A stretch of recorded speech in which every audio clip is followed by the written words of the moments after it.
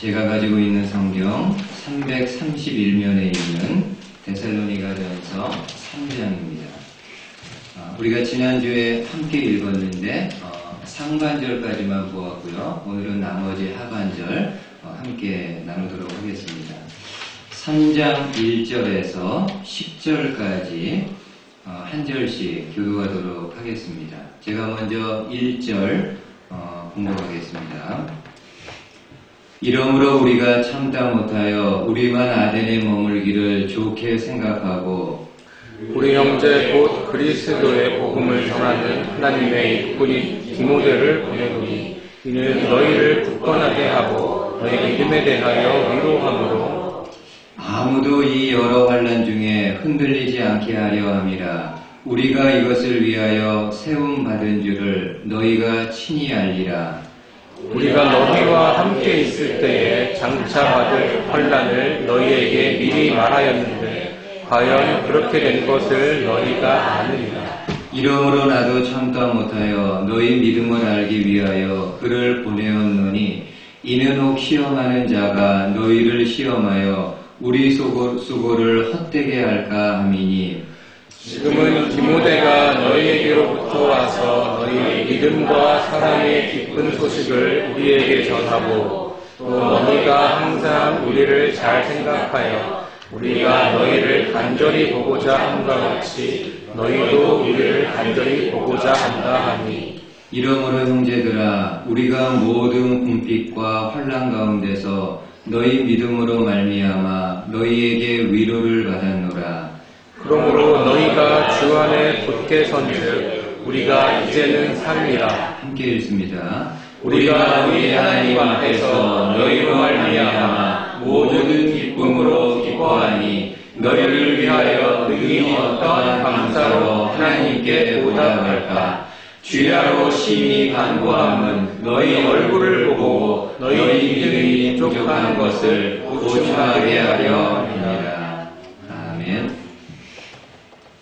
오늘도 함께 읽은 본문의 말씀을 가지고 하나님의 말씀 나누도록 하겠습니다. 할 수 있으면 지난주에 들었던 말씀 또 나누었던 말씀 기억하면서 연이어서 오늘 말씀 함께 생각해 보도록 하겠습니다. 옛말에요 증삼살인이라는 말이 있습니다. 이 말은 헛소문의 무서움을 표현하는 말인데 증삼은 공자의 제자 이름입니다. 평소에 이 증삼은 언행이 반듯해서 많은 사람들로부터 인정을 받는 그런 사람이었습니다. 한 번은 이 어머니가 배틀에서 배를 짜고 있는데 한 이웃 사람이 들어오면서 이런 소식을 전하게 됩니다. 당신의 아들이 사람을 죽였다고. 그러나 어머니는 그의 말을 믿지 않습니다. 잠시 후에 증시 가문의 친척이고 또 사회적으로 높은 덕망이 있는 한 사람이 와서 같은 소식을 전하게 됩니다. 증삼이가 사람을 죽였다. 그럼에도 어머니는 아들에 대한 믿음이 있었기 때문에 그의 말조차 믿지 않습니다. 근데 시간이 조금 지난 후에 한 이웃 사람이 급히 달려오면서 말하기를 당신의 아들이 체포되었으니 당신도 빨리 도망칠 것을 이야기합니다. 그러자 이 어머니가 얼굴이 창백해져가지고 어찌할 바를 모르게 됩니다. 근데 그때 아들 증삼이 문을 열고 들어오게 됩니다. 그리고 놀란 어머니에게 이렇게 말합니다. 어머니, 이제 공부를 끝내고 돌아오는 길입니다. 오다 들으니 살인을 한 흉악범이 저와 같은 이름이어서 사람들은 제가 살인한 줄로 알고 있더군요. 그러자 어머니가 아들에게 이런 이야기를 합니다. 너를 믿었지만 많은 사람들이 너를 살인자라고 말하니 내 마음도 흔들리더구나. 정말 헛소문은 무서운 것이다. 여러분, 많은 경우 소문이라는 것은 말을 통해서 전해지는 것이기에 실제는 헛소문이 무서운 것이 아니라 무엇이 무서운 건가요? 말이 무서운 겁니다. 여러분, 1923년 9월 1일에 일본 도쿄에서 큰 지진과 불이 나게 됩니다. 일본의 군국주의자들은 자신들의 분노를 풀기 위해서 타겟을 누구에게로 돌렸는가 하면은 조선인들이 일본 사람들을 죽이기 위해서 일본 사람들이 마시는 우물에다가 독을 풀었다라는 헛소문을 퍼뜨리게 됩니다. 이러한 소문은 일파만파 퍼져나가면서 많은 사람들에게 들려지게 됩니다. 결국에는 이 악한 헛소문으로 인해서 그 당시 무고한 한국인 6,000명의 한국인들이 학살을 당했던 일이 역사적으로 있습니다. 이처럼 여러분, 말에는 능력이 있어서 사람의 생명과 삶을 좌지우지할 때가 있습니다. 여러분, 바울은 마게도냐의 수도인 데살로니가에서 복음을 전할 때 큰 소동이 일어나자 급히 밤에 데살로니가를 떠나서 베레아를 거쳐 아덴 지역까지 내려오게 됩니다. 바울은 아덴에서 복음을 전하면서도 늘 마음 한구석에는 데살로니가 성도들에 대한 염려가 있습니다. 이 데살로니가 성도들, 유대인들과 헬라인들로부터 많은 어려움을 겪고 있을 텐데 과연 그 어려움들을 잘 견뎌내고 있는지, 이 환난 중에도 믿음의 자리를 떠나지 않고 잘 믿음 생활을 충실하게 하고 있는지에 대한 그 궁금함과 염려입니다. 이에 바울은 더 이상 참지 못하고 자신의 제자이고 또 믿음의 아들인 디모데를 데살로니가에 보내게 됩니다. 그리고 그 디모데가 돌아오기만을 학수고대하며 기다리게 됩니다. 이유는 무엇인가요? 데살로니가 성도들의 소식을 듣기 위함입니다. 과연 그들은 어떤 모습, 어떤 마음을 가지고 있는지. 근데 드디어 디모데가 왔습니다. 그리고 디모데는 바울에게 데살로니가에 대한 소식을 전하게 되는데 이런 소식을 전하게 됩니다. 오늘 6절 한번 보시죠. 6절에 지금은 디모데가 너희에게로부터 와서 너희 믿음과 사랑의 기쁜 소식을 우리에게 전하고 또 너희가 항상 우리를 잘 생각하여 우리가 너희를 간절히 보고자 함과 같이 너희도 우리를 간절히 보고자 한다. 여러분, 디모데가 바울에게 전한 소식은 6절 중간에 보니까는요, 기쁜 소식이었다고 이야기합니다.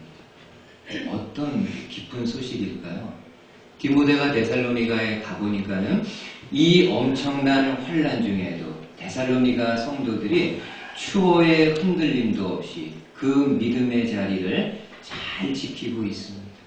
그리고 더 감사한 거는 밤에 데살로니가를 떠났던 이 바울을 향해서, 바울에 대해서도 바울을 야반 도주한 거짓 교사, 사꾼 목자로 생각하지 않고 오히려 이 바울을 간절히 보고 싶어하는 마음을 가지고 있음을 바라보게 됩니다. 여러분, 바울은 디모데를 통해 이 소식을 들었을 때 큰 위로를 받았다고 이야기합니다. 그리고 한 걸음 더 나아가서 8절에서는 이렇게까지 고백을 합니다. 들어보십시오. 그러므로 너희가 주 안에 굳게 선즉 우리가 이제는 살리라. 우리가 이제는 살리라. 그러니까는 바울이 깊은 안도의 한숨을 내쉬는 모습 저와 여러분들이 상상할 수 있습니다. 여러분, 이처럼 디모데의 소식, 디모데의 말은 죽어가는 바울의 몸과 마음을 다시금 살리는 그러한 역할을 하게 됩니다. 성도 여러분, 말에는요, 능력이 있습니다. 저와 여러분들이 하는 말 별거 아닌 것 같지만은 이 한마디 말에 따라 사람이 죽기도 하고 살기도 하는 그러한 권세가 있습니다. 이건 대단히 중요한 부분입니다. 여러분, 성경은 우리가 예수님을 믿을 때, 저와 여러분들이 예수님을 믿을 때 하나님이 우리에게 아주 귀한 것을 주셨다라고 말씀합니다. 어떤 걸까요? 우리가 잘 알고 있는 요한복음 1장 12절에 보면은 이 말씀이 있습니다. 한번 여러분 보십시오. 영접하는 자, 곧 그 이름을 믿는 자들에게는 하나님의 자녀가 되는 무엇을 주셨다고요? 권세를 주셨다. 여러분, 우리가 성경을 볼 때 때로는 이런 잘못을 범할 때가 있습니다. 우리가 익히 알고 있는 말씀이고 혹은 주일학교 때부터 암송했던 말씀이라고 하면은 그 말씀을 이렇게 볼 때요, 진지하게 고민하지 않습니다. 이 말씀 내가 옛날부터 알았던 말씀, 옛날부터 외웠던 말씀이니까는 그냥 스킵. 이럴 경우들이 많이 있습니다. 요한복음 1장 12절도 그 중에 그러한 한 말씀일 수 있습니다. 이러한 말씀은 주일학교 때부터 교회를 다니신 분들은 어렸을 때부터 이미 수도 없이 많이 암송했던 말씀입니다. 영접하는 자, 곧 그 이름을 믿는 자들에게는 하나님이 자녀가 되는 권세를 주셨습니다. 그냥 별 감흥 없이 읽을 수가 있습니다. 근데 저는 개인적으로 이 말씀을 지난 한 주 동안 이렇게 묵상하면서 많은 도전과 또 깨달음을 얻게 되었습니다. 여러분, 하나님은 우리가 예수님을 믿을 때 권세를 주셨다라고 말씀하는데, 과연 보통 이 권세는 누구에게 주어지나요? 여러분, 권세는 아무에게나 주어지지 않습니다. 그렇죠? 보통 권세는 왕이나 귀족들, 그리고 그 자녀들에게 주어지게 됩니다. 지금 이 말씀에 예수님을 믿는 사람들에게는 하나님의 자녀가 되는 권세를 주셨다라는 이 말씀은 우리가 예수님을 믿을 때 하나님의 자녀가 되고 자녀된 저와 여러분들에게 하나님은 권세를 주셨다라고 말씀합니다. 그러면은 하나님이 나에게 주신 이 권세는 어떤 권세일까요? 여러분, 보통 세상에서 권세 있는 사람은 자신의 권세를 돈이나 권력으로 드러내면서 다른 사람들 위에 군림하게 되는데, 과연 하나님이 나에게 주신 권세 또한 그러한 권세일까? 그렇지 않습니다. 하나님이 저와 여러분들에게 주신 권세는요, 우리가 하는 말과 깊은 관련이 있습니다. 예를 들면은 어떤 사람이 대통령이 되면은요, 그 대통령에게는 나라를 통치할 수 있는, 나라를 다스릴 수 있는 권세가 주어지게 됩니다. 근데 보통 대통령이 이 권세를 사용할 때 어떻게 사용하게 되나요? 주로 말을 통해서 사용합니다. 여러분, 대통령은 자신에게 주어진 권세를 말을 통해서 주로 사용하게 되는데, 그 말은 부드럽게 요청하거나 권유하는 그런 말보다는 단호하게 명령하는 그런 말입니다. 예를 들면은 나라에 어떤 비상적인 일이 일어났습니다. 그때 대통령이 필요하면 군 사령관을 부르게 되는데 비서를 통해서 어떻게 부르게 될까요? 비서에게 이렇게 말하겠습니까? 군 사령관이 왔으면 좋겠습니다. 군 사령관이 오면 어떨까요? 이렇게 말하지 않습니다. 단호하게 명령합니다. 군 사령관 오라고 하십시오. 그러면은 그 이야기를 들은 군 사령관은요, 만사 제쳐두고 대통령에게 달려옵니다. 왜냐하면은 대통령의 말에는 권세가 있기 때문입니다. 여러분, 대통령은 나라의 안정과 평화를 위해서 극단적으로는 전쟁을 선포할 때도 있습니다. 그때 대통령이 어렵게 결정해서 말로 전쟁을 선포하게 되면은 수많은 군인들이 움직입니다. 탱크들이 막 움직이고요. 비행기들이 다 뜨고 최첨단의 무기들이 전진 이렇게 배치됩니다. 왜 이런 일들이 일어나게 됩니까? 대통령의 말에는 권세가 있기 때문입니다. 마찬가지로 하나님의 자녀가 된 우리에게도 하나님이 주신 권세가 있는데 우리는 이 권세를요 말로 행사할 수 있습니다. 그러면 이 권세를 말로 어떻게 행사할 수 있을까? 행사할 수 있습니다. 그리고 행사해야 합니다. 예를 들면 여러분 야고보서에 보면은 이런 말씀이 있습니다. 화면에는 없으니까 한번 그냥 들어보세요. 야고보서 4장에 보면은 너희는 마귀를 대적하라.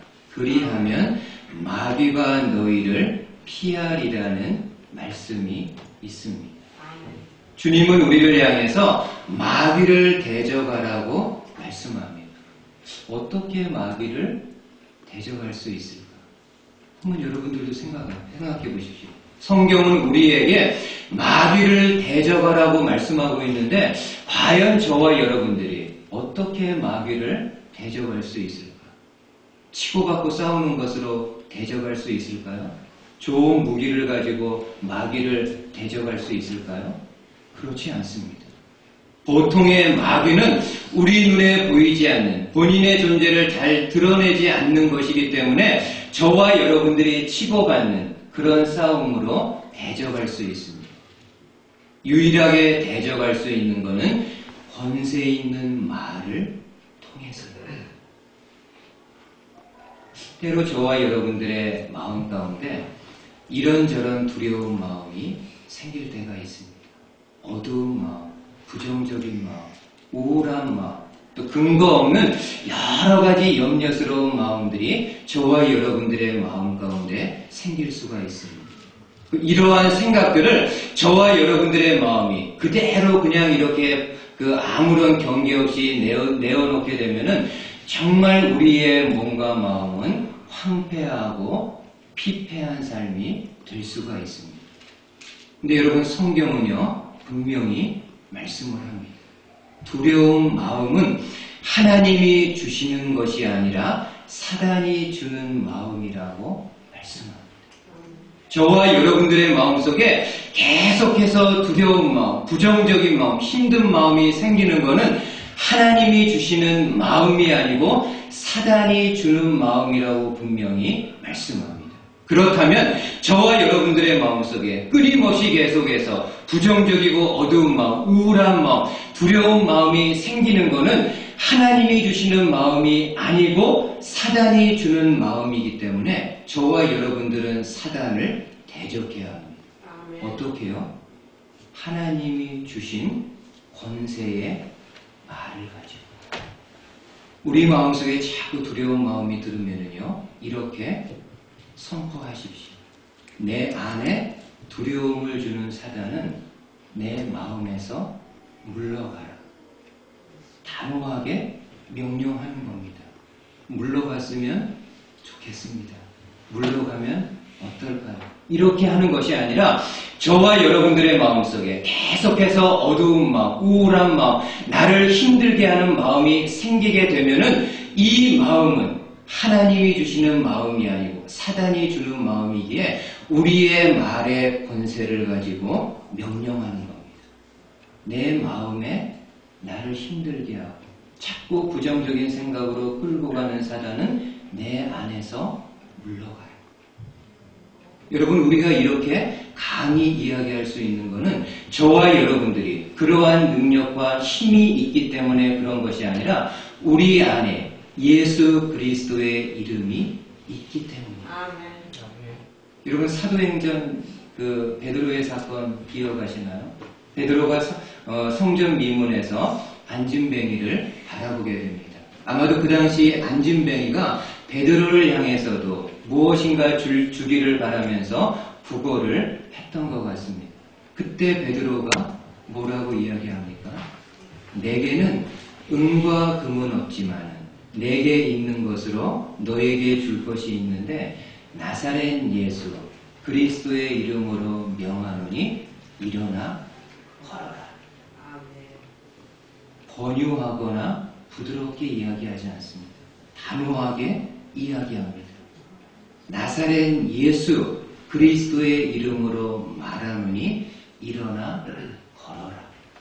믿음의 선포를 했을 때 그 나면서 한 번도 일어나보지 못한 안진뱅이가 그 능력의 말씀을 듣고 다시금 일어나는 놀라운 역사가 일어나게 됩니다. 말에는 능력이 있습니다. 모든 말에 능력이 있는 것이 아니라 그리스도를 믿는 저와 여러분들에게 하나님, 만왕의 왕 되신 하나님께서 우리에게도 권세를 주셨는데 우리가 그 권세를 말로 행사하게 될 때 하나님이 그 말을 통해 하나님의 역사를 이루시게 됩니다. 여러분 생활 속에서요 정말 그렇게 해보십시오. 어느 순간 자꾸 마음에 우울한 생각, 힘든 생각, 어두운 부분, 뜻모를 염려스러운 마음이 자꾸 일어나게 되면은요 다른 마인드 컨트롤을 통해서도 이 마음을 밝게 할 수 있지만은 성경적으로요 선포하십시오. 정말 여러분들이 그리스도를 믿는 믿음이 있다고 한다면은 하나님이 여러분들에게 주신 말의 권세가 있기 때문에 이 마음에 두려움을 주는 그 사단을 향해서 명하십시오. 나는 능력 없지만 내 안에 계신 예수 그리스도의 이름으로 명하노니 내 마음을 힘들게 하고 내 마음을 자꾸 나락으로 떨어뜨리는 사단의 존재는 물러가라. 단호하게 말할 때요 하나님이 그 말을 통해 역사하십니다. 이러한 성도님들 되실 수 있기를 주님의 말씀으로 축복을 드립니다. 두 번째는 디모데 소식에 감사하는 바울의 모습을 볼 수 있습니다. 한번 9절 말씀 여러분 보십시오. 9절에 우리가 우리 하나님 앞에서 너희로 말미암아 모든 기쁨으로 기뻐하니 너희를 위하여 능히 어떠한 감사로 하나님께 보답할까. 여러분 지금 바울은 데살로니가 성도들로 인해 모든 기쁨으로 기뻐한다고 말씀을 합니다. 그냥 기뻐한다고 해도 될 텐데 모든 기쁨으로 기뻐한다라는 것은 정말 머리끝에서 발끝까지 기쁨으로 충만한 상태를 이야기합니다. 그러면서 바울은 하나님께 어떻게 감사해야 좋을지 모르겠다라고 그 마음의 고백을 이야기합니다. 여러분 두 번째 메시지도요. 어떻게 보면은 우리의 말과 관련이 있는 내용인데 저와 여러분들이 일상생활 속에서 얼마나 기쁨과 감사의 고백을 하는 사람인지 생각해 보십시오. 어떤 사람은 좋은 일이 있는데도요, 기뻐하거나 감사하지 않습니다. 그냥 뭐 반응이 시큰둥합니다. 그 좋은 일이 지극히 작은 거나 보잘것없어서 그런지는 모르겠지만은 분명히 그래도 크든 작든 간에 좋은 일임에도 불구하고 기뻐하거나 감사하는 일이 없습니다. 여러분 이렇게 좋은 일에도 기뻐하거나 감사하지 못하는 사람이 어떤 어려움에 처하게 되면은 기뻐하고 감사할 수 있을까요? 그럴 확률은 거의 없습니다. 로또에 맞을 확률보다도 낮을 겁니다.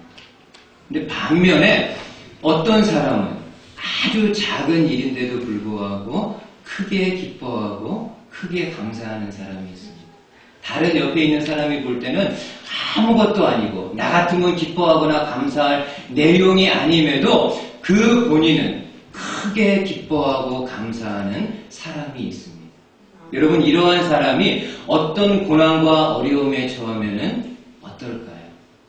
잘은 모르지만 미루어 짐작건대 그 어려움 중에서도 기쁨을 찾으려고 노력하고 그 고난 중에서도 하나님과 사람들 앞에서 감사할 수 있는 제목을 찾기 위해서 무던히 애쓰는 그런 사람일 겁니다. 그리고 실제로 그럴 것입니다. 여러분들이 보실 때 어느 사람이 보기에 좋은가요? 당연히 기뻐하고 감사하는 사람입니다. 하나님 보실 때도요, 마찬가지입니다. 하나님이 수많은 성도들을 볼 때 모두가 다 기뻐하고 감사하는 그런 마음이겠지만은 특별히 성도들 중에 어렵고 힘든 가운데에서도 기뻐하고 감사하고 지극히 작은 일에서도 기뻐하고 감사의 고백을 하는 사람은 하나님이 더 귀하게 여기시면서 그에게 더 큰 기쁨과 감사의 내용을 허락해 주시는 하나님이십니다.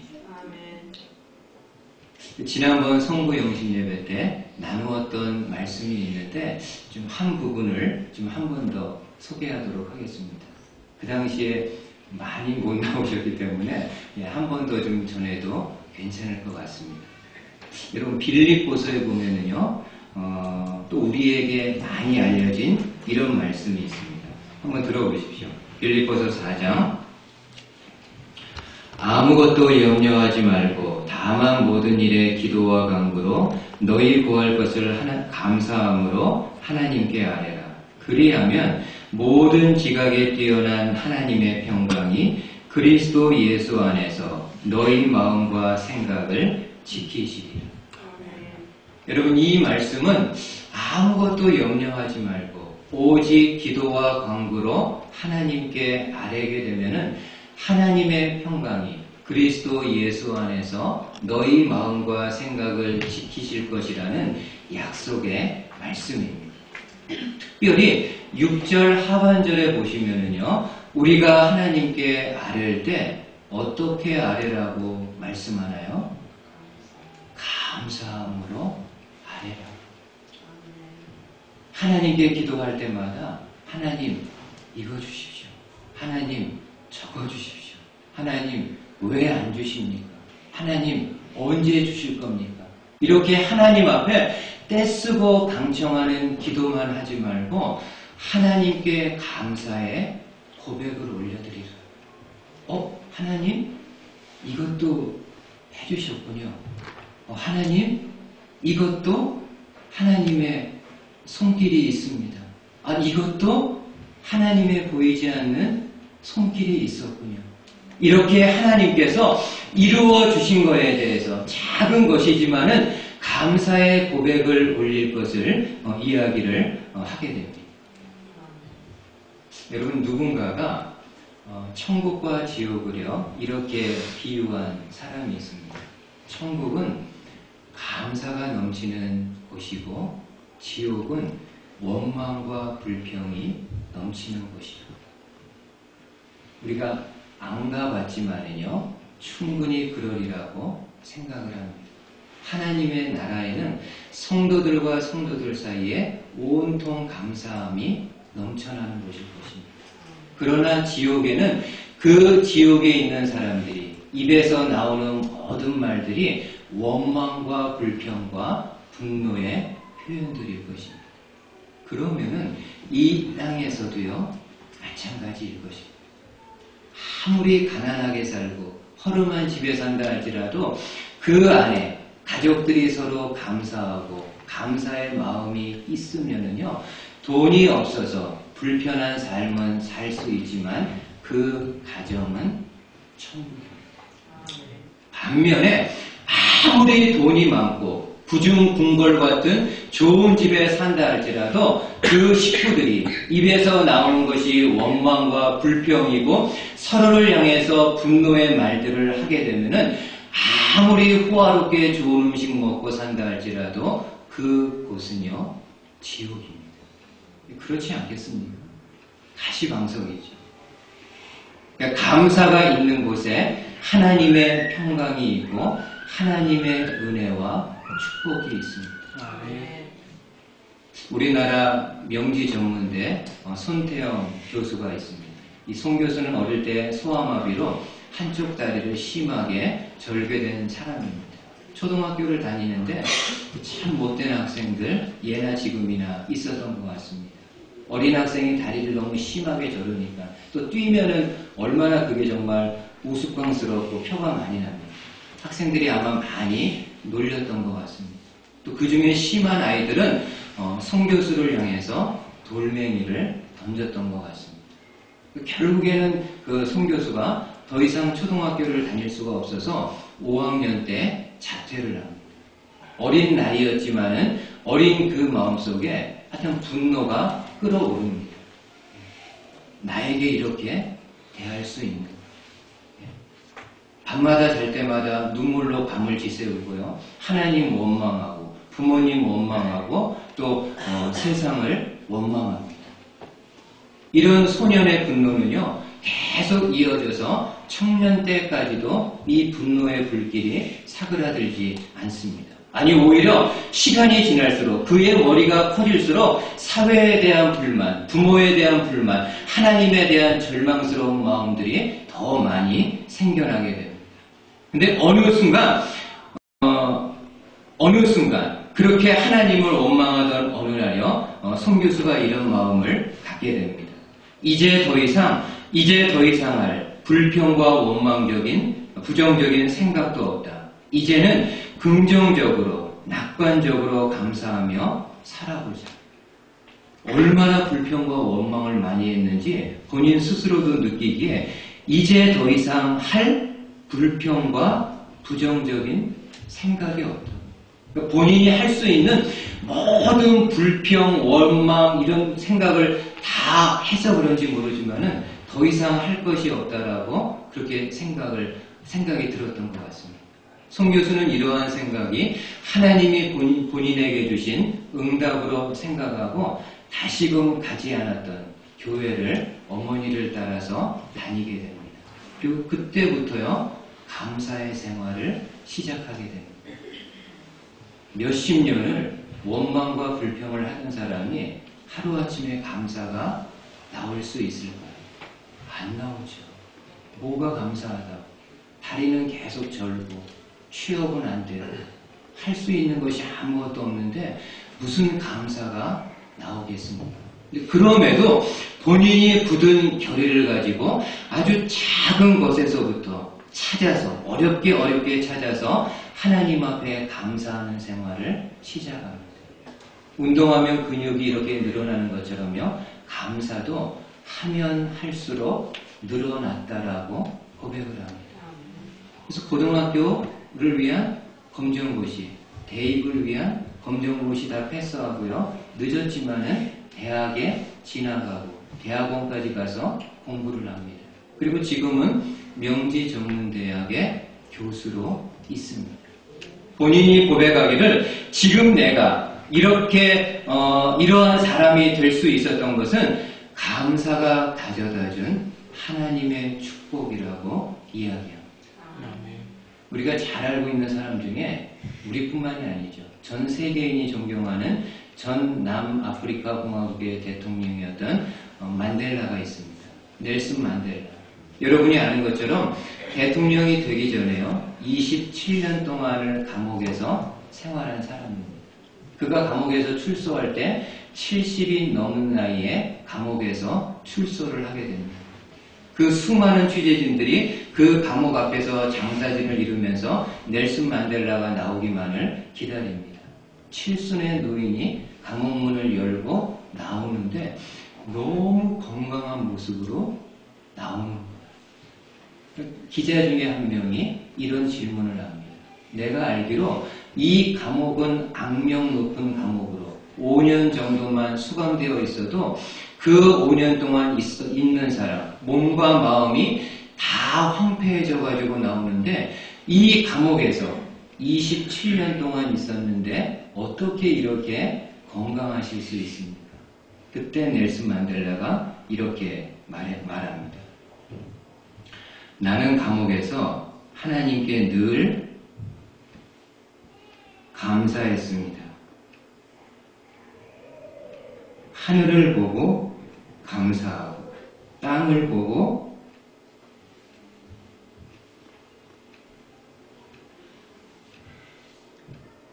감사하고 물을 마시면서도 감사하고 음식을 먹으며 감사하고 강제 노동을 할 때도 감사하고 늘 감사했기 때문에 건강을 지킬 수 있었습니다. 여러분, 저와 여러분들이요, 감사를 고백할 때 별거 아닌 것 같지만 그 말들이 축적되고 그 말들이 쌓이게 되면은 그것이 바로 내 인생이 될 수 있습니다. 이건 여러분, 제가 무슨 세상에서 말하는 자기 개발서 뭐 그런 거를 지금 이야기하는 게 아니고요. 성경이 우리에게 가르쳐주는 말의 놀라운 능력에 대해서 말씀하고 있습니다. 저는 개인적으로 우리 정숙 집사님에게 감사한 마음이 있습니다. 정숙 집사님이 주일학교 여학생들 지금 가르치고 있는데 아마 작년부터인가요? 그 아이들이 서로 매일 감사의 그 제목들을 찾아가지고 본인들끼리 이렇게 인터넷상에 올리는 일을 하고 있습니다. 지금도 집사님 하고 있죠? 예. 그걸 집사님 계속해서 해주십시오.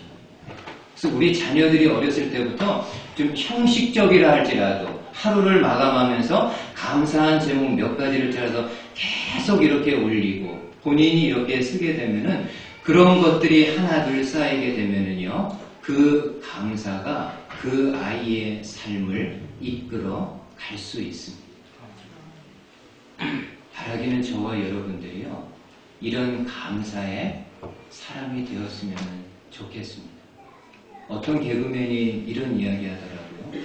감사할 것이 있어서 웃을 일이 있어서 웃는 것이 아니라 웃으면 웃을 일이 생긴다. 많이 공감했습니다. 여러분, 감사도 마찬가지입니다. 감사할 일이 있어서 감사하는 것이 아니라 내가 먼저 감사하면 감사할 일이 생깁니다. 누가요? 하나님이 그렇게 허락해 주시게 됩니다. 여러분, 일상생활에서도 감사의 고백들 많이 하시고요.